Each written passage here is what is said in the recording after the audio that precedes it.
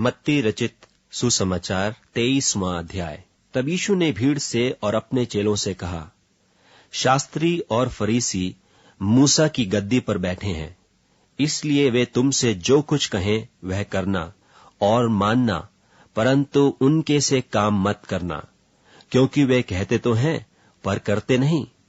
वे एक ऐसे भारी बोझ को, जिनको उठाना कठिन है, बांधकर उन्हें मनुष्यों के कंधों पर रखते हैं, परंतु आप उन्हें अपनी उंगली से भी सरकाना नहीं चाहते।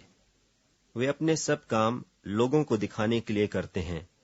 वे अपने तावीजों को चौड़े करते और अपने वस्त्रों की कोरें बढ़ाते हैं।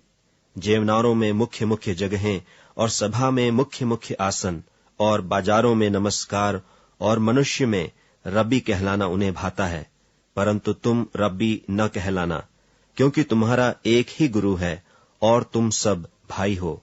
और पृथ्वी पर किसी को अपना पिता न कहना, क्योंकि तुम्हारा एक ही पिता है जो स्वर्ग में है।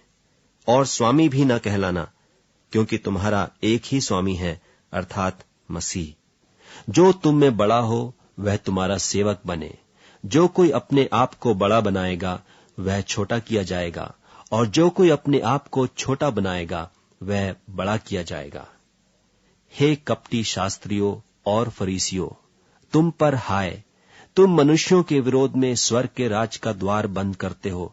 न तो आप ही उसमें प्रवेश करते हो और न उसमें प्रवेश करने वालों को प्रवेश करने देते हो।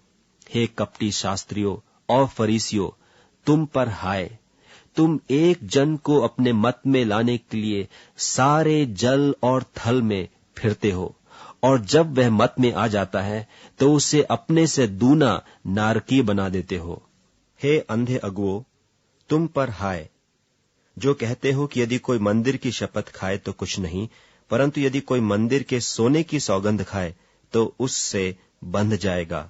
हे मूर्खों और अंधों, कौन बड़ा है, सोना या वह मंदिर जिससे सोना पवित्र होता है? फिर कहते हो कि यदि कोई वेदी की शपथ खाए तो कुछ नहीं, परंतु जो भेंट उस पर है, यदि कोई उसकी शपथ खाए तो बंध जाएगा। हे अंधो, कौन बड़ा है, भेंट या वेदी जिससे भेंट पवित्र होता है?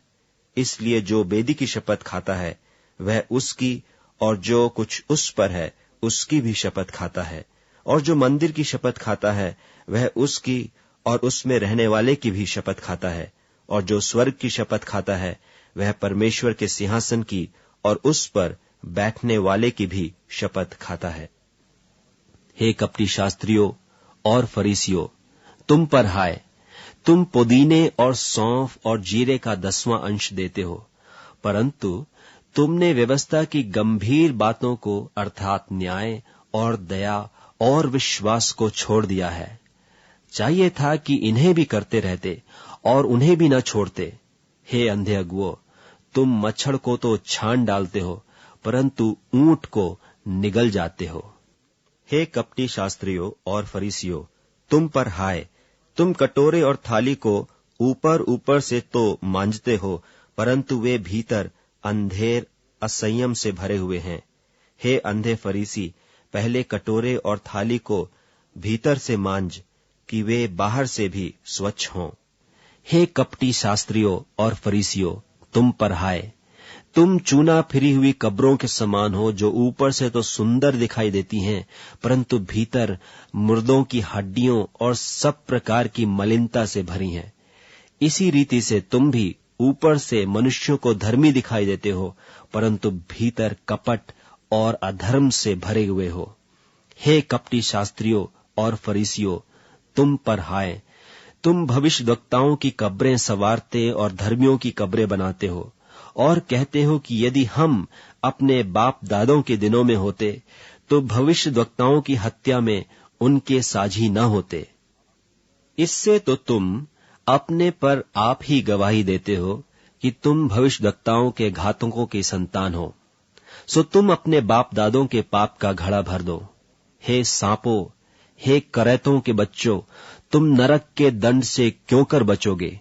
इसलिए देखो, मैं तुम्हारे पास भविष्यद्वक्ताओं और बुद्धिमानों और शास्त्रियों को भेजता हूं, और तुम उनमें से कितनों को मार डालोगे और क्रूस पर चढ़ाओगे, और कितनों को अपनी सभाओं में कोड़े मारोगे और एक नगर से दूसरे नगर में खदेड़ते फिरोगे, जिससे धर्मी हाबिल से लेकर बिरिक्याह के पुत्र जकर्याह तक, जिसे तुमने मंदिर और बेदी के बीच में मार डाला था, जितने धर्मियों का लोहू पृथ्वी पर बहाया गया है, वह सब तुम्हारे सिर पर पड़ेगा।